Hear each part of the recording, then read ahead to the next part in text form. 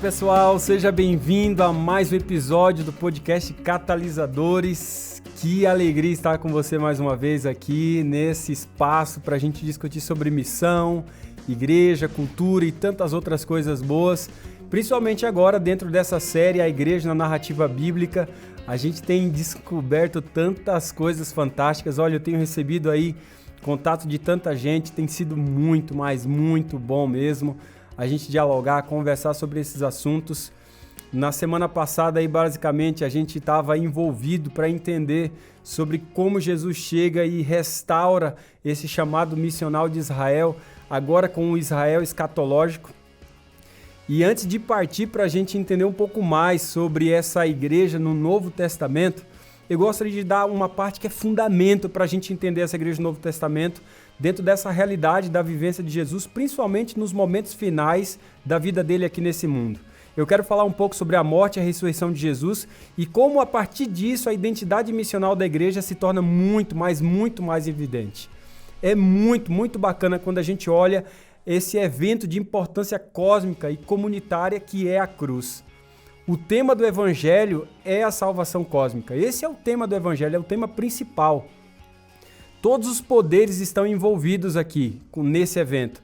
E a cruz é esse evento culminante de toda essa batalha. Você vai ver que todas as estruturas de poder estão associadas nesse momento. Você tem estruturas políticas envolvidas, religiosas, estruturas sociais, todas elas se unem para levar Jesus à morte. É isso que você vai ver em 1 Coríntios capítulo 2, versículo 8. Ali você vai ver governos, soldados, a multidão oscilante. Você vai ver líderes religiosos, os tímidos discípulos fugindo, o Judas vira casaca, tá tudo ali envolvido nesse mesmo momento. Essa importância cósmica e comunitária da cruz é fundamental para a gente entender tudo que vai acontecer da perspectiva dos valores, da base pela qual esse povo vai chegar ao ponto mais na frente até de morrer pelo seu Senhor. É esse chamado para um caminho de sofrimento, essa rejeição e morte, para o caminho da cruz, que traça também o chamado do povo depois para, se necessário for, morrer por essa mensagem, morrer por essa pessoa, que é a mensagem da cruz, que é Jesus Cristo. É esse chamado de Jesus para esse caminho de sofrimento que dá base. E o que domina e derrota o mal e o pecado que corrompe o mundo é exatamente a força do amor sacrificial, esse amor que é demonstrado pelo Cordeiro de Deus, que leva sobre si mesmo o pecado do mundo, inclusive a sua culpa, e o seu poder de destruição está sobre ele. E agora em Jesus Cristo, Israel é liberto da culpa, tanto quanto da culpa, quanto também do poder do pecado. Nós, todo Israel escatológico, todo mundo, agora é liberto dessa culpa e do poder do pecado. E na morte de Jesus Cristo, ele põe fim a essa era antiga, dominada pelo pecado, e agora na ressurreição, ele inaugura essa era vindoura, essa era fantástica pela qual a igreja irá se pautar. Daí a gente tem a importância da cruz para a igreja, a importância da ressurreição. Quando a gente olha para a cruz, por exemplo, a expiação, ela é transformadora. Os poderes da era vindoura fluem para o presente por meio da morte. A cruz, gente, é o evento decisivo pela qual todas as coisas foram mudadas. É ali na cruz, é a partir da cruz que você vê toda a história da raça humana sendo refeita. A cruz cria uma comunidade que participa agora da vitória de toda a criação sobre a culpa e o poder do pecado. E é por meio do arrependimento, por meio da fé, que membros individuais do povo de Deus podem participar dessa nova criação e dessa comunidade que agora tem parte naquilo que Cristo realizou. Isso é tão fantástico, porque quando a gente vai entendendo o poder da cruz, o poder da ressurreição de Jesus, nessa relação com o povo de Deus, isso dá forma, isso é fantástico. A ressurreição inaugura essa era vindoura. E a ressurreição é mais que um corpo ressuscitado, gente. Significa nada menos do que a completa restauração da vida humana como um todo na nova terra. Se você olha, quando Jesus fala lá com os discípulos, lá em Marcos 9, sobre a ressurreição, os discípulos eles nem entendem, eles não têm nem ideia do que ele está falando. Por quê? Porque eles estão acostumados a pensar na ressurreição como um evento coletivo, como um evento cósmico, não como um homem ressuscitando da morte. Não como uma ressurreição que eles devem agora, uma ressurreição que eles percebem agora no meio da história humana. Eles sempre pensaram a ressurreição como algo que vai ocorrer no fim dos tempos e não no meio da história. Agora você vai ver um Messias crucificado que para eles não faz sentido na cosmovisão deles. Um Messias crucificado dentro da cosmovisão judaica é absurdo. Não faz muito menos nem sentido nem ele crucificado, nem muito menos ressurreto. É muito interessante quando você vê a ressurreição e o início dessa nova criação em Cristo. Cristo é o primogênito dos mortos, é isso que diz lá em Romanos capítulo 8, versículo 29. Colossenses 1 também vai falar a mesma coisa, que ele é a primeira pessoa a nascer do reino vindouro. Cristo é a primícia da colheita escatológica. Lá em 1 Coríntios 15, 20 você vai ver isso. Ele é o início, ele é a primeira parte da colheita. Cristo, gente, é o pioneiro, o início da ressurreição. Ele que abriu o caminho, com ele a grande ressurreição se tornou realidade para toda a raça humana. E é a partir agora desse Cristo ressurreto, desse Senhor ressurreto, que o comissionamento vai definir a identidade eclesial do povo de Deus, do povo de Israel. E essa identidade eclesial, a partir da ressurreição, tem uma definição extraordinária.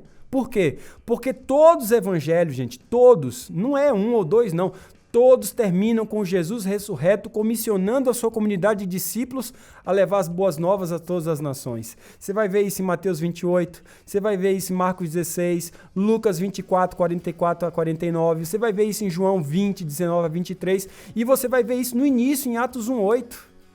Ele comissiona o seu povo, essa é a comissão de um Deus ressurreto. E é esse comissionamento que define a identidade eclesial. Essa comunidade agora é enviada para fazer discípulos que fazem discípulos, proclamar perdão a todas as nações. Antes era um comissionamento centrípeto, de atração. Como a gente agora percebe em João 20, 21, agora é centrípeto e centrífugo. Eles saem, eles são enviados ao mundo. Jesus envia essa comunidade em uma missão para as nações. E essa comunidade é o Israel escatológico. Essa comunidade é que dá forma para a igreja, que deve dar forma para o nosso entendimento de igreja hoje também. À medida que o Israel escatológico é enviado para viver entre as nações, isso é fantástico, ela vai assumindo essa nova forma. Não mais na geografia e uma herança étnica, não é mais isso. Você vai ver que ali, a partir de, por exemplo, já desde o capítulo 7 de Atos, você já vê o povo saindo, já não é mais Jerusalém, a perseguição está gerando essa saída, essa fuga, e em Antioquia você vê que eles estão dispersos por vários lugares. E agora o evangelho chega aos gentios, é tanto que ali, pela primeira vez, eles são chamados de cristãos. Isso quer dizer que não tem mais essa questão geográfica, de herança étnica, agora chega para todas as nações. A ressurreição de Jesus é o dom do Espírito, é uma nova identidade para a igreja que alcança todos. A missão dessa comunidade agora contém todas as dimensões e abrangência do próprio ministério de Jesus. Se você for olhar ali, toda a abrangência e toda a dimensão do ministério de Jesus é especificado nessa dimensão da vida da igreja. Como é que Jesus faz esses discípulos? Olha bem, se isso que eu estou falando não faz muito sentido. Os discípulos, eles respondem à mensagem do reino com fé e arrependimento. É exatamente o chamado inicial de Jesus. Os discípulos centralizam a sua vida em Cristo. Tudo que estava deles era de Cristo. Eles aprendem a viver a comunhão amorosa com Ele, moldando a sua vida em conformidade com a de Jesus. Não foi fácil inicialmente, Jesus foi ensinando isso através do tratamento dele com as outras pessoas e com eles mesmos. Os discípulos, eles aprendem a custosa obediência a cada palavra de Jesus, nem sempre fazendo o que ele pediu inicialmente, mas eles vão aprendendo continuamente. Eles participam agora da missão de Jesus, tornando o reino conhecido por meio da palavra e também por meio de ações. Os discípulos agora, eles aprendem o amor sacrificial de Jesus Cristo, e por isso você vai ver logo depois o próprio Pedro, já em Atos 3, não é mais o mesmo Pedro que fugia da morte, que fugia de ser julgado, que fugia de ser confundido como seguidor de Jesus Cristo. Não, ele se entrega, ele fala de maneira clara, de maneira objetiva, corajosa, porque ele aprendeu de Jesus. Você vai ver que agora a base da missão começa a ser trabalhada com os discípulos e ela é levada como um legado para o povo de Deus. A missão de Jesus a Israel agora deve vir como um paradigma para a missão de seus seguidores. E esses seguidores têm que ir às nações. É isso que a gente vai encontrar em João 20, 21. Assim como o Pai me enviou, eu também vos envio. Esse chamado missional e encarnacional de Jesus Cristo é dado para nós. Jesus sai do céu para vir para a terra, um chamado missional, e encarnacional. Ele vem para cá, ele se torna parte da vizinhança, ele se torna carne, vive conosco. Assim também é o chamado para a igreja. A igreja tem essa dupla propulsão. Ela sai e ela encarna, ela sai para fora e ela vai para dentro. Não para dentro de si própria, mas para dentro da comunidade. Foi isso que Jesus fez. Os evangelhos, eles oferecem o padrão, gente, que deve marcar e definir a vida da igreja. Sabe por que a gente tem um monte de igreja minotauro aí, cabeça de touro e corpo de gente? Igreja que não tem refletido o evangelho, porque a gente tem pegado muito mais os padrões da sociedade do que os padrões do evangelho. Se a gente fosse pautar pelos padrões do evangelho para a gente definir o que é igreja, a gente vai ver essa construção da igreja em toda a narrativa bíblica, a gente vai perceber qual é a nossa identidade, a nossa autocompreensão e quem nós somos em Cristo. É muito bonito porque Jesus se torna o modelo da igreja. E se Jesus é o modelo, a gente tem que olhar para Jesus, para que a gente comece agora a rejesusar a igreja. Essa igreja onde Jesus está batendo na porta dela lá em Apocalipse capítulo 3. Eu sempre imaginei Apocalipse capítulo 3 como se fosse um chamado individual. Olha, Jesus Cristo está na porta do seu coração. Só que quando a gente vê lá, Jesus está batendo na porta da igreja. É a igreja de Laodiceia. Eu estou aqui, batendo na porta da igreja, só que a igreja está de portas fechadas para o Senhor da igreja. Jesus está do lado de fora da igreja, porque a igreja esqueceu o seu modelo, a igreja esqueceu o seu Senhor. Nós precisamos nos pautar sobre o modelo do ministério de Jesus Cristo. É o ministério de Jesus Cristo que deve ser a base para o ministério da igreja, para a vida da igreja. E como era Jesus? Jesus demonstrou o poder e o caráter do reino com atos de poder e compaixão. A sua vida ilustrou vividamente a vida do reino. O seu relacionamento era Abba Pai, paizinho, era de filiação, de carinho, de amor, de obediência. Era uma vida devotada no poder do Espírito, gente. Era poder do Espírito o tempo inteiro, era de dependência. Havia uma profunda e rica vida de oração com um clamor pelo reino no seu cerne. Havia uma vida de obediência completa ao Pai. Era um clamor exigente por justiça, por retidão, por amor, por perdão. Havia uma identificação com os pobres, com os marginalizados, com aqueles que eram os excluídos. Havia humanidade. Havia uma prontidão para desafiar com amor sacrificial os ídolos e poderes da cultura. Ele não se furtava a isso. Nós não precisamos de uma imitação barata de Jesus. É isso que a gente tem percebido aí. Um monte de gente querendo fazer uma imitação barata de Jesus. Ou a gente querer copiar perfeitamente a igreja do Novo Testamento. Não. A gente não vai copiar a igreja perfeitamente do Novo Testamento. A gente tem que ser hoje o que eles foram no seu contexto, na sua época. Dentro da nossa realidade, no nosso contexto, nós temos que vivenciar os valores, as premissas, os pressupostos, a base, a identidade real pela qual Cristo trouxe através desse novo Israel escatológico dos discípulos, hoje na nossa realidade. Nós não precisamos de imitação barata de Jesus, eu repito. Jesus não deixou para nós, para os seus discípulos, um programa de ação detalhado, ele não fez isso, ou um tratado para servir de guia, para mais tarde a gente aplicar em cada circunstância, uma regrinha precisa para a organização de cada coisa futuramente. Ele não fez isso, ele nos deixou livres, pessoal, livres para dar forma responsável, com base, com a perspectiva da história dessa igreja ao longo da narrativa bíblica, com responsabilidade, dar uma visão adequada da missão. Ele fez isso após a Páscoa com os discípulos, porque ele não faz isso com a sua igreja. Ele permitiu aos discípulos enfrentar suas próprias circunstâncias, suas necessidades, seus problemas novos, mas dentro de um fundamento, o fundamento do seu próprio ministério, o fundamento da sua vida. E a igreja é chamada a copiar o modelo de Jesus e não cópias baratas. Nós não precisamos, gente, repito, de uma imitação barata de Jesus.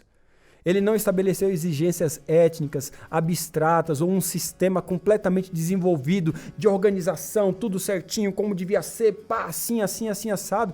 Não.